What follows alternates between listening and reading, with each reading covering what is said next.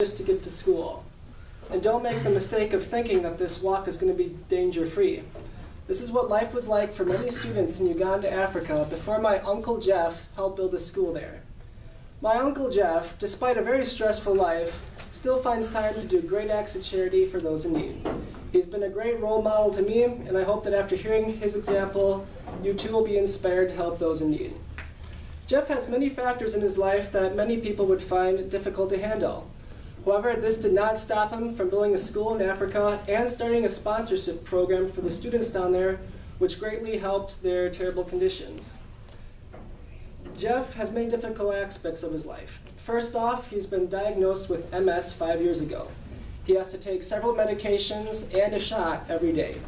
He also has a child with Down syndrome named Isaiah. As many of you probably know, raising a child with this disability is hard at times.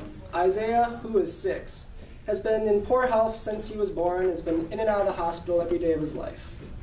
There have been several times where the doctors have been unable to explain why he's even alive. Now you add this to the fact that my uncle also has 7 girls and an adopted boy from Guatemala. The oldest is 14 and the youngest is 1. As you might guess, this means it's a little hectic at home sometimes.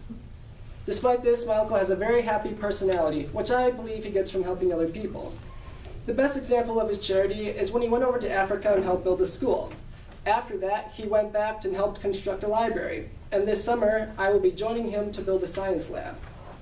Another example is when he created a sponsorship program for the students in Africa. The sponsorship program works like this. Someone in America donates $100 for a student. It pays for 1 year of tuition, provides 1 meal a day, and gives them a uniform. Now, to show how much of an impact this school had, I must describe the conditions of the students before it was built. Before the school, the students had to walk 7 miles one way. They had to walk without any real food and after collecting water for their families. As you might guess, the attendance for this other school was really low. The walk is also dangerous. There are many wild animals over there and poisonous spiders. Moreover, the traffic laws are basically non-existent, so they always have to be on the constant watch out for cars. And if that's not bad enough, there's also malicious tribes wandering about.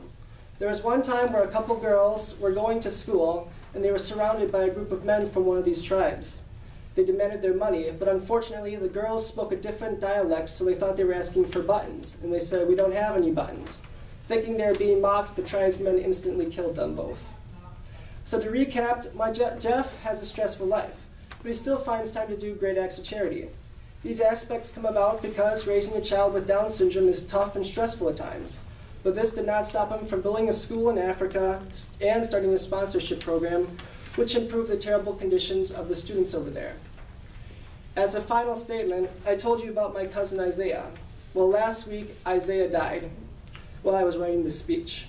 This was a hard blow for my uncle, but I know it will never affect his ability to help those in need. Thank you.